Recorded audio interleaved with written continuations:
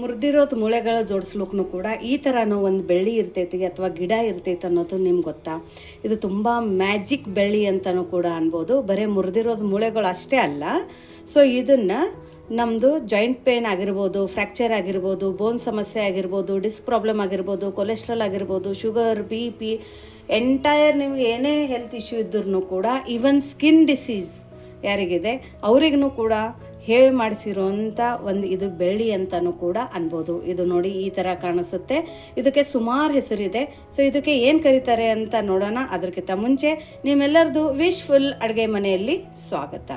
So ಇದಕ್ಕೆ ನಾವು ಕರೆಯೋ ಹೆಸರು ಏನಂದರೆ ಮಂಗಲವಲ್ಲಿ ಅಂತ ಕರೀತಾರೆ, ಅಸ್ಥಿ ಶುಂಕ್ಲ ಅಂತಲೂ ಕೂಡ ಕರೀತಾರೆ, ನೆಲ್ಲೂರು ಅಂತ ಕರೀತಾರೆ, ಇಂಗ್ಲೀಷಲ್ಲಿ ಬೋನ್ ಸೆಟಲ್ ಅಂತಲೂ ಕೂಡ ಇದಕ್ಕೆ ಕರೀತಾರೆ. ಇಲ್ಲಿ ನೋಡಿ ಈ ಥರ ಗಿಡ ಎಲ್ಲಾದರೆ ನಿಮ್ಮ ಮನೆ ಅಕ್ಕಪಕ್ಕ ಆಗಿರ್ಬೋದು ಅಥವಾ ನಿಮ್ಮ ಗೊತ್ತಿರ್ದಿರೋಂಥ ರಿಲೇಟಿವ್ಸ್ ಮನೆಯಲ್ಲಿ ಕಾಣಿಸಿದ್ರೆ ಮಾತ್ರ ನಿಮ್ಗೆ ಏನೇ ಹೆಲ್ತ್ ಇಶ್ಯೂ ಇದ್ರೂ ಕೂಡ ಈ ಬೆಳ್ಳಿನ ನೀವು ತೊಗೊಂಡು ಬರೋದನ್ನು ಮರಿಬೇಡಿ. ಅಥವಾ ಈ ಥರ ಒಂದು ಬೆಳ್ಳಿನ ನಾವು ಮನೆಯಲ್ಲಿ ಹಚ್ಚಿದ್ರೂ ಕೂಡ ನಮಗೆ ಎಲ್ಲಿ ಹುಡುಕಾಡೋ ಅವಶ್ಯಕತೆಯೂ ಇಲ್ಲ. ಇದು ನೀವು ಎಲ್ಲಿ ಹಚ್ಚಿದ್ರೂ ಬಂದೇ ಬರುತ್ತೆ. ಸೊ ಅಷ್ಟು ಇದಕ್ಕೆ ಶಕ್ತಿ ಇದೆ.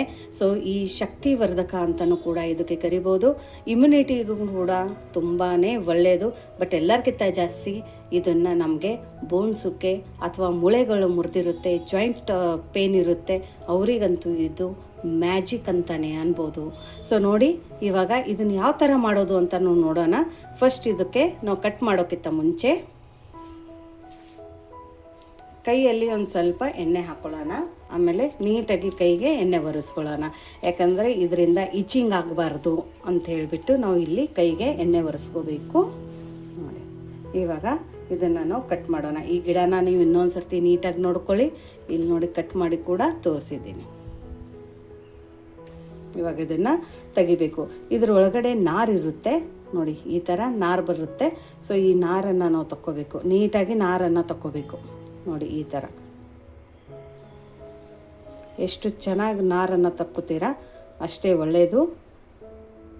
ಸೊ ಇದೇ ಎಲ್ಲ ಮ್ಯಾಜಿಕ್ ಗಿಡ ಅಂತ. ಈ ಥರನೂ ಒಂದು ಗಿಡ ಇರುತ್ತೆ ಅಂತಲೂ ಕೂಡ ನಿಮಗೆ ಇವತ್ತೇ ಗೊತ್ತಾಗಿರ್ಬೋದು. ಅಥವಾ ಇದ್ರ ಬೆನಿಫಿಟ್ಸ್ ನಿಮ್ಗೆ ಗೊತ್ತಿತ್ತು ಮುಂಚೆನೇ ಅಂದ್ರೂ ಕೂಡ ಇದನ್ನು ಮತ್ತೆ ನೀವು ಎದಕ್ಕಂತ ಯೂಸ್ ಮಾಡ್ತೀರಾ, ಇದರಿಂದ ಏನು ಮಾಡ್ತೀರಾ ರೆಸಿಪಿ ಅಂತಲೂ ಕೂಡ ನನಗೆ ಕಮೆಂಟ್ ಮೂಲಕ ತಿಳಿಸೋದನ್ನು ಮರಿಬೇಡಿ.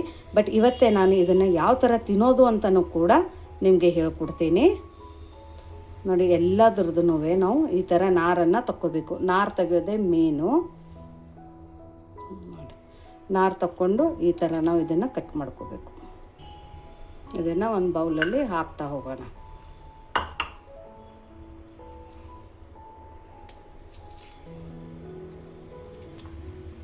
ನೋಡಿ ಎಲ್ಲದೂ ಇದೇ ಥರ ನಾರನ್ನು ತಕ್ಕೊಂಡಿರೋದು. ಎಷ್ಟು ಎಳೆದು ತಗೋತೀರಾ ಅಷ್ಟೇ ಒಳ್ಳೆಯದು. ಯಾಕಂದರೆ ಅದರೊಳಗಡೆ ನಾರಿನ ಅಂಶ ಒಂದು ಸ್ವಲ್ಪ ಕಡಿಮೆ ಇರುತ್ತೆ. ಸೊ ಹಾಗಾಗಿ ಒಂದು ಸ್ವಲ್ಪ ಎಳೆ ಸಿಕ್ಕಿದ್ರೆ ಒಳ್ಳೆಯದು. ನೋಡಿ ಈ ಥರ ಎಲ್ಲದೂ ನಾರನ್ನು ತಕ್ಕೊಂಡಾಗಿದೆ. ಮತ್ತು ಈ ಗಿಡ ಏನಿದೆ ಅಲ್ಲ ನಾನು ಫಸ್ಟೇ ತೊಳ್ಕೊಂಡು ಇಟ್ಕೊಂಡಿದ್ದೆ. ಹಾಗಾಗಿಬಿಟ್ಟು ನಾನು ಇಲ್ಲಿ ತೊಳೆಯೋದನ್ನು ತೋರಿಸಿಲ್ಲ. ಸೊ ಫಸ್ಟೇ ತೊಳ್ಕೊಂಡು ನೀವು ಇಟ್ಕೊಂಡು ಬಿಟ್ಟರೆ ಅದು ಡ್ರೈ ಆಗಿರುತ್ತೆ. ಅಥವಾ ಬಟ್ಟೆಯಿಂದ ನೀಟಾಗಿ ಒರೆಸ್ಕೊಂಡು ಬಿಡಿ. ಅದ್ರ ನಂತರನೇ ನಾರನ್ನು ತಗೊಳ್ಳಿ. ನೋಡಿ ಈ ಥರ ಎಲ್ಲ ನಾರನ್ನು ತಗೊಂಡು ರೆಡಿ ಮಾಡ್ಕೊಂಡಿರೋದು. ಇಷ್ಟು ನಾರು ಹೊಂಟಿದೆ ಇಲ್ಲಿ ನೀವು ನೋಡ್ಬೋದು. ನೋಡಿದ್ರಲ್ಲ. ಇವಾಗ ಇದರಿಂದ ಏನು ಮಾಡೋದು ಅಂತ ನೋಡೋಣ ಬನ್ನಿ. ನೋಡಿ ಇವಾಗ ಒಂದು ಪ್ಯಾನಲ್ಲಿ ಕಡಲೆಬೇಳೆನ ಹಾಕೊಳ್ಳೋಣ. ಇದನ್ನು ನೀಟಾಗಿ ಹುರ್ಕೊಳ್ಳೋಣ. ಘಮ್ ಅಂತ ವಾಸನೆ ಬರೋ ತನಕ ಇಲ್ಲಿ ಕಡಲೆಬೇಳೆನ ನಾವು ಹುರ್ಕೋಬೇಕು. ಕಡಲೆಬೇಳೆ ಎಲ್ಲ ಹುರಿಬೇಕಾದ್ರೆ ಇದ್ರ ಒಳಗಡೆ ಎಣ್ಣೆ ಹಾಕೋ ಅವಶ್ಯಕತೆ ಇಲ್ಲ. ಇದೇ ಥರ ನಮಗೆ ಡ್ರೈ ರೋಸ್ಟ್ ಮಾಡೋದಿದೆ. ಮೀಡಿಯಮ್ ಫ್ಲೇಮಲ್ಲಿ ಇದನ್ನು ನಾವು ಚೆನ್ನಾಗಿ ಹುರ್ಕೋಬೇಕು.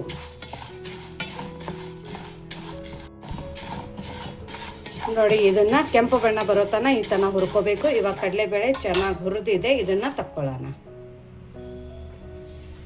ನೋಡಿ ಇವಾಗ ಇಲ್ಲಿ ತಗೊಳ್ಳೋಣ ನಾವು ಈ ಥರ ಉದ್ದು. ಸೊ ಇದಕ್ಕೆ ಉದ್ದಿನ ಬೇಳೆನ ನಾನು ಇಲ್ಲಿ ತೊಗೊಂಡಿದ್ದೀನಿ. ನೀವು ಬೇಕಂದರೆ ಹೋಲು ಉದ್ದಿನ ಕಾಳನ್ನು ಕೂಡ ತೊಗೋಬೋದು. ಬಟ್ ಮೇಲ್ಗಡೆದು ಸಿಪ್ಪೆ ತೆಗೆದಿರೋದು ಪಾಲಿಶ್ ಇರುತ್ತಲ್ಲ ಅದನ್ನು ತೊಗೋಬಾರ್ದು. ಇದೇ ಥರನೇ ತೊಗೋಬೇಕು. ಮನೆಯಲ್ಲಿ ನಾವು ಉದ್ದಿನ ಕಾಳೆಲ್ಲ ಇಟ್ಟಿರ್ತೀವಿ ಇಡ್ಲಿ ದೋಸೆಗೆ.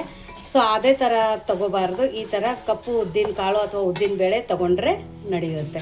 ಸೊ ಇದನ್ನು ಕೂಡ ಮೀಡಿಯಮ್ ಫ್ಲೇಮಲ್ಲಿ ಘಮ್ ಅಂತ ವಾಸನೆ ಬರೋ ತನಕ ಹುರ್ಕೋಬೇಕು. ನೀವು ಬೇರೆ ಇಂಗ್ರೀಡಿಯೆಂಟ್ಸ್ ಮಿಸ್ ಮಾಡಿದರೆ ನಡೆಯುತ್ತೆ, ಬಟ್ ಇಲ್ಲಿ ನೀವು ಉದ್ದಿನ ಕಾಳು ಅಥವಾ ಉದ್ದಿನ ಬೇಳೆನ ಮಿಸ್ ಮಾಡೋ ಹಂಗಿಲ್ಲ. ಇದು ಕಂಪಲ್ಸರಿ ನೀವು ಹಾಕಲೇಬೇಕು. ನೋಡಿ, ಇದು ಕೂಡ ತುಂಬ ಚೆನ್ನಾಗಿ ಹುರಿದಿದೆ, ಗಮ್ ಅಂತ ವಾಸನೆ ಬರ್ತಾ ಇದೆ, ಬಣ್ಣ ಕೂಡ ಚೇಂಜ್ ಆಗಿದೆ, ಇಲ್ಲಿ ನೀವು ನೋಡ್ಬೋದು. ಇದನ್ನು ಕೂಡ ತಕ್ಕೊಳ್ಳೋಣ. ಇವಾಗ ನೋಡಿ, ಇದಕ್ಕೇನೆ ನಾವು ಮೆಣಸು ಕೂಡ ಹಾಕೊಳ್ಳೋಣ. ಮೆಣಸನ್ನು ನೀವು ಒಂದು ಸ್ವಲ್ಪ ಹೆಚ್ಚು ಕಡಿಮೆ ಹಾಕೋಬೋದು. ಬಟ್ ಈ ಥರ ಎಲ್ಲ ಕಾಳು ಆಗಲಿ ಬೇಳೆಗಳಾಗಲಿ ಹುರ್ಕೋಬೇಕಾದ್ರೆ ಫ್ಲೇಮನ್ನು ಮಾತ್ರ ಮೀಡಿಯಮ್ ಫ್ಲೇಮಲ್ಲೇ ಇಟ್ಕೊಂಡು ಹುರ್ಕೋಬೇಕು.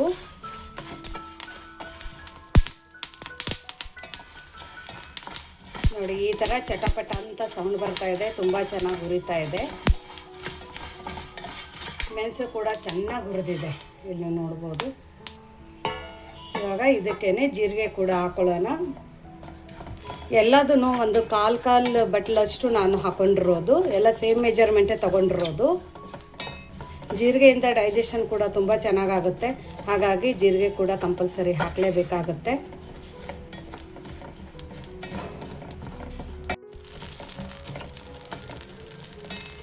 ನೋಡಿ, ಜೀರಿಗೆ ಕೂಡ ತುಂಬ ಚೆನ್ನಾಗಿ ಹುರಿದಿದೆ, ಚಟಪಟ ಅಂತ ಇದೆ, ಘಮ ಕೂಡ ಬರ್ತಾ ಇದೆ.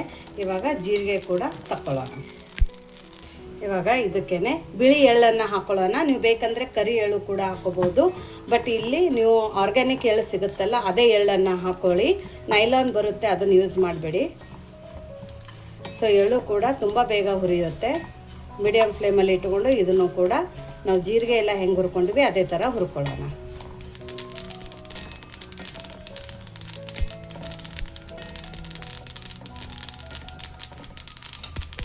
ನೋಡಿ, ಎಳ್ಳು ಕೂಡ ಹುರಿದಿದೆ.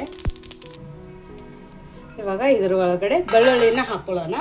ಬೆಳ್ಳುಳ್ಳಿ ತಿನ್ನಲ್ಲ ಅನ್ನೋರು ಬೆಳ್ಳುಳ್ಳಿನ ಸ್ಕಿಪ್ ಮಾಡ್ಕೋಬೋದು, ಬೆಳ್ಳುಳ್ಳಿ ತಿಂತೀನಿ ಅನ್ನೋರು ಬೆಳ್ಳುಳ್ಳಿನ ಹಾಕ್ಕೊಳ್ಳಿ, ತುಂಬ ಚೆನ್ನಾಗಿ ಫ್ಲೇವರು ಕೂಡ ಬರುತ್ತೆ. ಇಲ್ಲಿ ನೀವು ಒಂದು 10ರಿಂದ 15 ಬೆಳ್ಳುಳ್ಳಿ ಫಲಗಳನ್ನ ಯೂಸ್ ಮಾಡ್ಕೋಬೋದು. ಇಲ್ಲಿ ನಂದು ಆರ್ಗ್ಯಾನಿಕ್ ಬೆಳ್ಳುಳ್ಳಿ ಇರೋದ್ರಿಂದ ನಮ್ಮ ಮೇಲ್ಗಡೆದು ಸಿಪ್ಪೆನ ತಕ್ಕೊಂಡಿಲ್ಲ, ಯಾಕಂದರೆ ಅದ್ರ ಸಿಪ್ಪೆ ತುಂಬ ತೆಳುವಾಗಿರುತ್ತೆ ಅಂಥೇಳಿ. ನಿಮ್ಮ ಹತ್ರ ದಪ್ಪ ಬೆಳ್ಳುಳ್ಳಿ ಇದ್ದರೆ ಸಿಪ್ಪೆನ ತೆಗೆದುಬಿಟ್ಟು ಯೂಸ್ ಮಾಡ್ಕೊಳ್ಳಿ. ಈ ಬೆಳ್ಳುಳ್ಳಿನೂ ಕೂಡ ಒಂದು ಸ್ವಲ್ಪ ಹೊತ್ತು ಹುರ್ಕೊಳ್ಳೋಣ.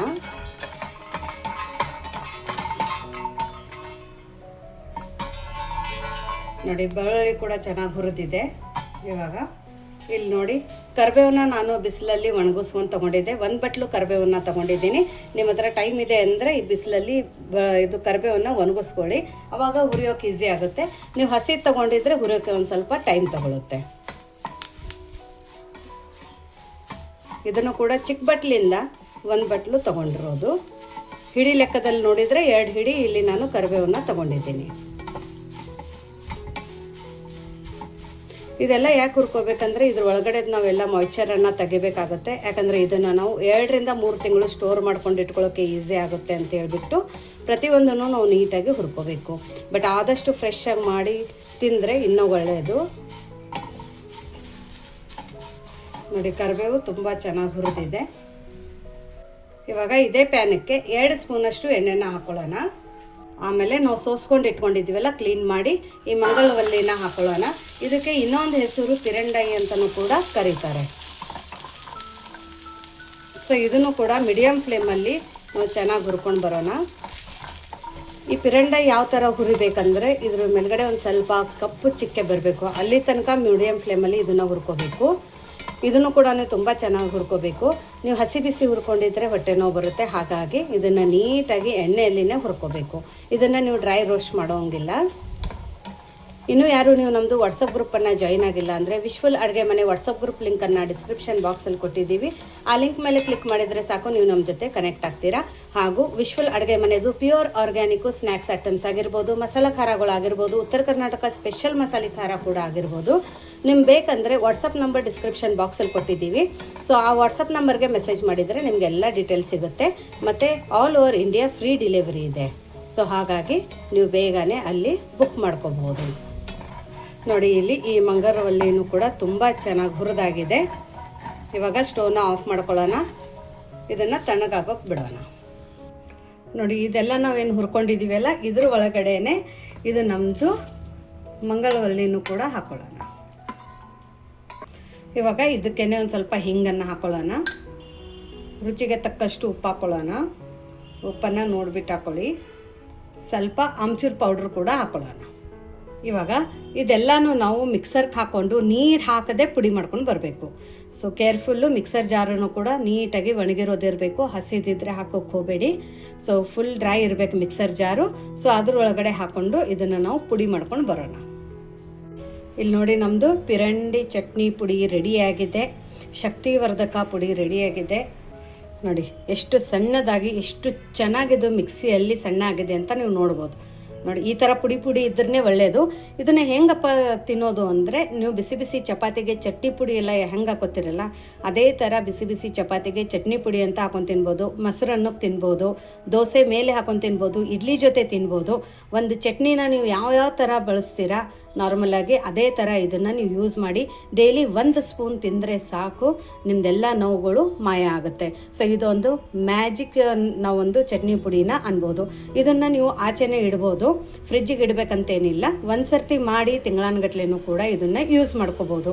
ಸೊ ಇದು ತುಂಬಾ ಒಳ್ಳೆಯದು. ಒಂದು ಸರ್ತಿ ಯೂಸ್ ಮಾಡಿ ಹೆಂಗೆ ಬಂತು ಅಂತಲೂ ಕೂಡ ನನಗೆ ಕಮೆಂಟ್ ಮೂಲಕ ತಿಳಿಸಿ. ಬೆನ್ನು ನೋವು, ಸೊಂಟ ನೋವು, ಅಥವಾ ನಿಮಗೆ ಕೊಲೆಸ್ಟ್ರಾಲ್ ಜಾಸ್ತಿ ಇದ್ದರೆ, ಗಾಯ ಆಗಿದ್ದರೆ, ಫ್ರ್ಯಾಕ್ಚರ್ ಆಗಿದ್ದರೆ, ಸ್ಕಿನ್ ಡಿಸೀಸ್ ಇದ್ದರೆ, ಇದನ್ನು 1 ಸ್ಪೂನ್ ನೀವು ನಿಮ್ಮ ಡೈಲಿ ಊಟದಲ್ಲಿ ಬಳಸಿ ನೋಡಿ, ಆಮೇಲೆ ನಿಮ್ಗೆ ರಿಸಲ್ಟ್ ಗೊತ್ತಾಗುತ್ತೆ. ಸೊ ಮತ್ತೆ ಸಿಗೋಣ ಇದೇ ಥರ ಹೊಸ ಹೊಸ ರುಚಿ, ಹೊಸ ಹೊಸ ಅಡುಗೆ ಜೊತೆ. ಇದೇ ಥರ ನಿಮಗೆ ಆಯುರ್ವೇದಿಕ್ ಈ ಥರ ಒಂದು ಚಟ್ನಿ ಪುಡಿಗಳೆಲ್ಲ ಬೇಕು ಅಂದರೆ ಕಮೆಂಟ್ ಮೂಲಕ ತಿಳಿಸೋದನ್ನು ಮರಿಬೇಡಿ. ನಿಮಗೋಸ್ಕರ ನಾನು ಇದೇ ಥರ ಹೊಸ ಹೊಸ ಆಯುರ್ವೇದಿಕ್ ಚಟ್ನಿ ಪುಡಿಗಳನ್ನು ಕೂಡ ತೊಗೊಂಡು ಬರ್ತೀನಿ. ಸೊ ಮತ್ತೆ ಸಿಗೋಣ ವಿಶ್ಫುಲ್ ಅಡುಗೆ ಮನೆಯಲ್ಲಿ ಹೊಸ ರುಚಿ, ಹೊಸ ಅಡುಗೆ ಜೊತೆ. Thank you.